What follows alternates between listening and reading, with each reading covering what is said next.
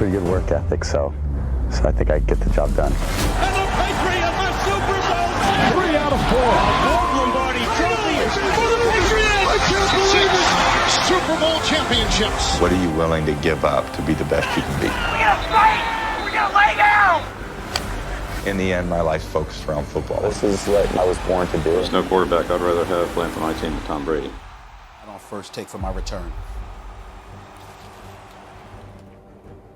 Good morning and welcome into First Take. Hope you all are hanging in there at home. It is good to see my guys, Max Kellerman, Stephen A. Smith, and of course Mike Greenberg, who's been holding it down all morning. Fellas, how we doing?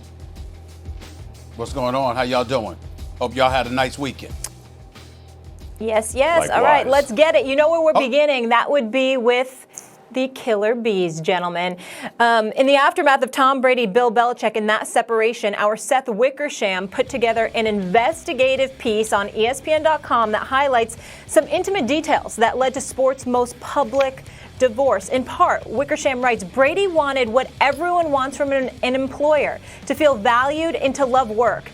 They seemed like two reasonable asks until Brady realized that in New England, under Bill Belichick, he might be asking the impossible. He also wrote about this detail I want to share with you guys. Read it right here. A call between Brady and Belichick ending without an agreed upon extension, with Brady's camp viewing it as further proof that the team wanted him only under rigid terms. That's what the extension was about, and that the team would be exploiting the chance to leak that they had an offer for him and that the ball was actually in Brady's court. Stephen A., you've been all over this, that relationship, that divide between Brady and Belichick. Who's more to blame for this separation?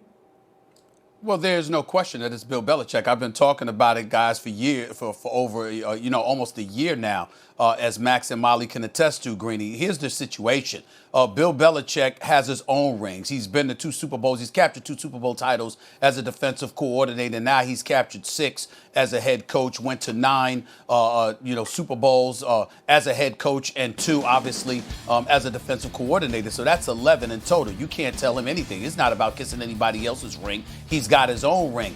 And even though people have used that phraseology with me when it came to explaining what dismay Tom Brady had with Bill Belichick, it transfers to a different level. It's one of those situations where Mr. Kraft obviously loves himself some Tom Brady. That's like a son to him, which is something he's personally told me on several occasions. The thing is that how can you not have profound respect for the greatness, the leadership, the brilliance of Bill Belichick? And Bill Belichick was one of those dudes, like Max has pointed out on many, many occasions, to his credit. He's very famous for getting rid of you a year early as opposed to it being a year late.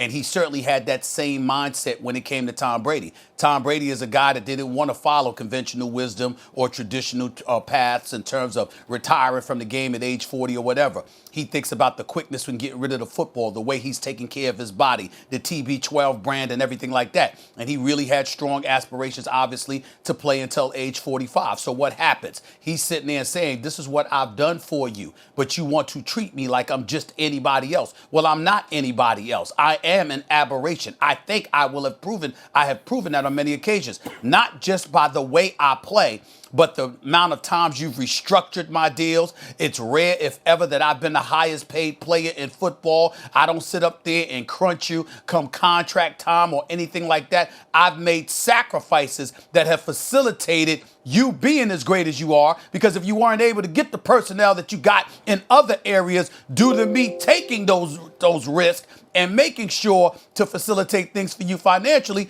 you wouldn't be in the position that you're in. He felt that there was a flagrant lack of appreciation on the part of Bill Belichick. And listen, it came down to this. If Bill Belichick had gotten on the phone with Tom Brady a year ago, we love you, we never want to lose you, we don't give a damn what it takes, Tom Brady would still be a New England Patriot. Bill Belichick was not willing to do that. He said, damn that. And that is why Tom Brady not only is gone, but he's been gone since last year. It was a foregone conclusion. We all basically knew it. And in the end, that's what it comes down to. So clearly, Bill Belichick is the person to point the finger at more than anybody else. Because as Kraft said to me when he called last week, if Tom Brady had wanted to stay, we would have worked it out. There's only one reason he wanted to leave, and that is Bill Belichick. That's ridiculous. You're wrong. You're flagrantly, blatantly wrong, Stephen A. Think about what you're saying. You're uninformed. If Tom Well, Brady go had wanted to stay, he would have stayed. If he would have stayed, right, under his conditions, but he doesn't make the conditions. He's not the GM and the coach. He's not the guy foremost responsible for the success. He's number 2 behind Belichick, the GM and the coach. Brady, it was in the article, Stephen A., the Wickersham article, how upset he was after the loss to the Eagles, where he threw for 1 billion yards. They never had to punt, right? But they still lost. Why? Because it was the worst defensive Super Bowl in the history of sport, in the history of Super Bowls. That no one stopped anyone that game. The first team to make a good defensive play won. That was the Eagles. So the offense was unstoppable, and he had weapons. He had Gronkowski, who was targeted like 15 times, Amendola, Dion. He had weapons in that Super Bowl. What Belichick saw was that's not enough. There are finite resources in the NFL. We can't put it all on the offense. He reworked the team into a great defensive team. And by the way, won the Super Bowl the very next year on the defense and the running game. So you see that you're not going to be the dominant team on offense, defense, and special teams. You just don't have unlimited paycheck to do it or unlimited resources to do it. Usually the Patriots are better in 2 out of the 3, almost always in 2 out of the 3. And that's how they won the very following year. Now this year, the Patriots still won 12 games, but Brady has further slipped. So, well, he had no weapons. Yeah, he didn't have a top-notch outside threat or tight end. I agree, but it was good enough to win 12 games, largely behind the defense. And a good game manager who's big on third down, which you can win a Super Bowl with, as you saw the year before. Why did Tom Brady leave? Because under those circumstances, no, he's not going to have all the weapons, and then you got to take away from the defense, which, the defense slips. That's not the way Belichick thinks is the best way to win, given where Tom Brady is at his stage in his career. Still won 12 games. So what does Tom Brady want? He wants a contract that pays him as though he's still a player that he's no longer. I mean, we could debate whether or not he is, and it's because of the weapons, and I see no deterioration in this, but he was worse under pressure. It took longer for him to process information, it seemed, and that's year over year, 2 years now.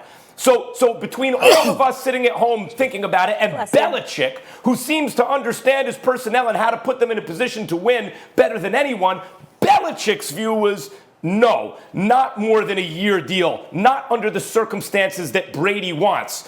Given what's available now, it's pretty clear if Brady would have taken a deal Belichick gave him, he'd still be there. He chose to leave, so whose fault is that? I'm going to say that there are 3 people involved in this, even though there are only 2 names. One of them is the quarterback. The other 2 are the coach and general manager, and they happen to be the same person. And I think it is Bill Belichick, the general manager, who, if we're going to assign blame to someone in a situation where sometimes a relationship just runs its course, and it was the most successful pairing in the history of American professional sports, so it's kind of hard to say this didn't turn out extraordinarily well for everybody. But if you just look at one thing, this past year, the New England Patriots took a receiver in the first round. His name is N'Keal Harry. Here are the names of people who were drafted after him: Deebo Samuel, A.J. Brown, DK Metcalf. Demonstrably better players. I think that if you look at the accumulation of talent in New England over the last several years, it has diminished, it has decreased, and you have to put the blame for that on Belichick. Now, they kept on winning, and part of that is the Patriot way, and part of it is the brilliance of the quarterback. And I will say this, the other thing, Max, that I think Belichick got wrong is, if we are to believe everything that we have been told and that has been reported, it is that Belichick was ready to move on from Brady several years ago and hand the reins to Jimmy Garoppolo. And all Brady did since then was take the team to 3 Super Bowls, win 2 of them, and be the MVP of the league at the age of 40. So I do not believe that Bill Belichick, the general manager, has done extremely well by the greatest coach of all time, who happens to be the same person. Greeny, I can't prove a counterfactual. I can say that if you look at Garoppolo's win-loss record, especially when you look at the Niners, who couldn't win, he shows up, they can't lose, he gets hurt, they can't win, he comes back, they can't lose, and they wind up in the Super Bowl up 10 points in the 4th quarter. I can't prove a counterfactual, but I don't know that if Garoppolo stays in place, they have less success or more success. I suspect maybe a little less success, but now they're set up better going forward. In terms of Belichick, the GM, you're right about his drafts. He's not perfect, especially on offense in the last few drafts. But how can you really stay behind the brilliance of the quarterback? 2 years running, they were a dominant team mainly because of the defense. That's mainly what did it, and that's Belichick redirecting resources to the defense. Well, first of all, they weren't. Their defense wasn't that dominant in the AFC Championship game that you continuously and repeatedly remind us that Patrick Mahomes didn't get the ball last, and that's what saved the day, along with the offside penalty with D Ford and what have you. You repeatedly remind us of that. Where was the defense then? Where was the defense when Tom Brady threw for 500 yards, but they gave up 40 in the Super Bowl loss to the Philadelphia Eagles? That's number 2. Yeah, Number 3. I said that's why they according to redid the it. Business Insider. Excuse me, we heard you. Zip it. We heard you. This is number 3. Number 3, and more importantly, the Business Insider, if I remember correctly, last week reported that Tom Brady gave up in excess of $60 million over the course of his career to facilitate Bill Belichick making moves. How do we know? Again, this is a counterfactual, to use your word, but how do we know, Max Kellerman, that Bill Belichick, the great Bill Belichick, during all of those times, because there was a multitude of times he went to Tom Brady and asked him to make those sacrifices, that he didn't make promises on the back end that he ultimately didn't keep, which is a problem that Tom Brady had with him in the end? How do we know that? We don't know that, but I don't know that. Go ahead. We'll have much more on this in the second hour. And Greeny, you'll appreciate this because I know you covered the Bulls back in the day. Obviously, they're undoubtedly one of the best tandems. But let's not forget Phil Jackson, MJ, won more playoff series, more playoff games in a much shorter tenure. Greeny will have us back covered 8 a.m. tomorrow on Get Up. Thank you for being with us. First Take just getting started, fellas. We got some NFL to get into when we come back here. So after the first week of the league new year, who is the big winner in free agency? That answer might surprise you. Marcus Spears, Swagoo, will join us. Don't go anywhere.